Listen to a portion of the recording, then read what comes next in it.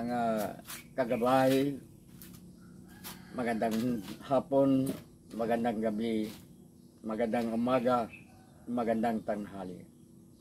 Saan man tayo naroroon, ano man ang ating mga ginagawa, una at higit sa lahat, ating ialay ang ating mga sarili sa ating Panginoon. Sa loob lamang ng ilang mga sandali, ating damhin ang presensya ng Diyos.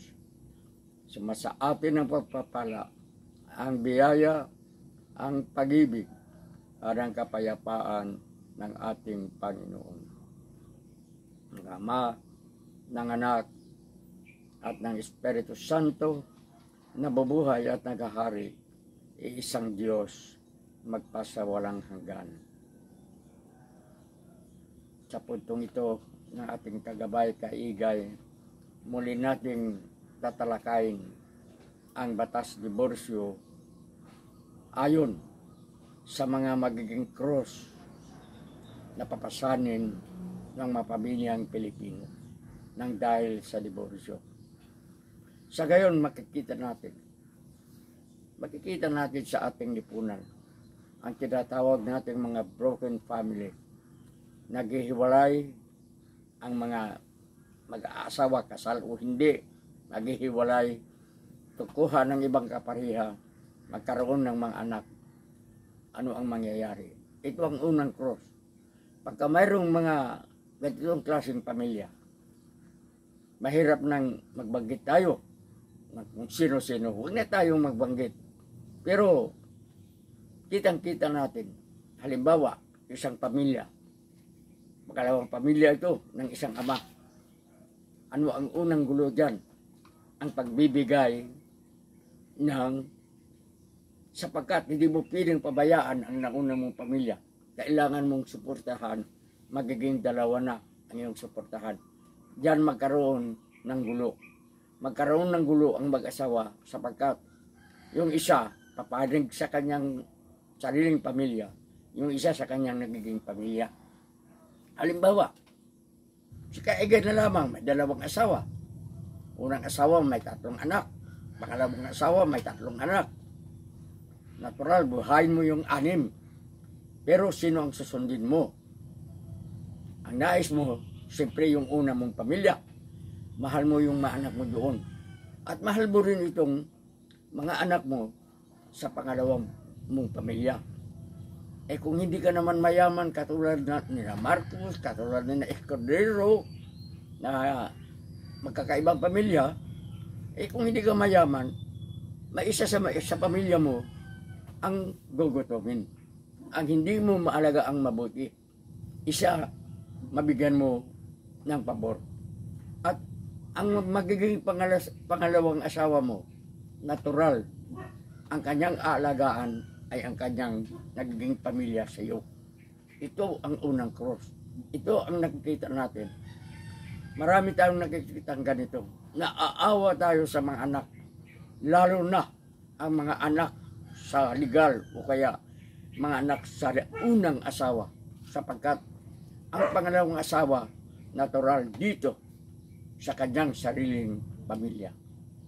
Kaawa-awa itong nagpamilya ng dalawa. Huli na ang pagsisisi. Huli na ang pagsasabing sana isa lang. Sana nga isa lang. Pero tayong mga Pilipino, kitang-kita natin, hindi tayo kontento sa isa lang. Sa pagkasal, kung ikakasal man ang isang babae at isang lalaki, napakaganda ng kanilang mga marital vow, ng kanilang mga panunumpa sa kanilang kasal, na sa hirap at ginawa, sa sakit o kalusugan, o saan mang dahilan, tanging kamatayan lamang ang maghihiwalay sa kanila. Sana ito ang iiral dahil sa diborsyon ito, lalong magiging malakas ang loob ng mga mismong gumagawa ng batas na gawin nila ang kanilang ginagawa ngayon.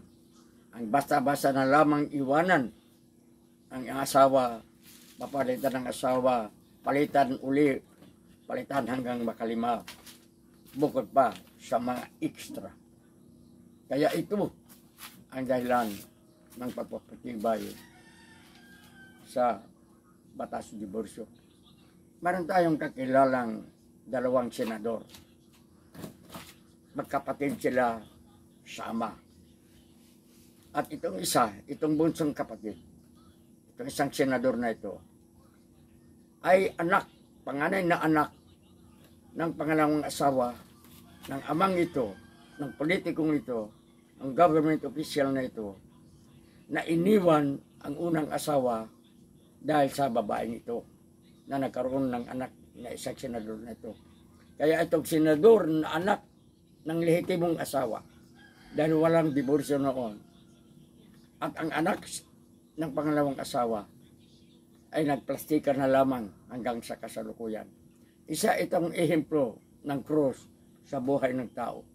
Magkapatid kayo, nag-iiringan kayo, magkapatid kayo, nagpapatayan kayo, magkapatid kayo, nag-aagawan kayo ng mana, nagpapatayan kayo ng dahil sa mana, ng dahil sa tinatawag natin hindi pagkakasya ng isang ama sa isang pamilya lamang, sa 2, 3 hanggang 4, 5 ang gusto ng isa, lalo na sa mga mayayaman at sa mga politiko. Ito ang isa sa mga krus na dala ng diborsyo.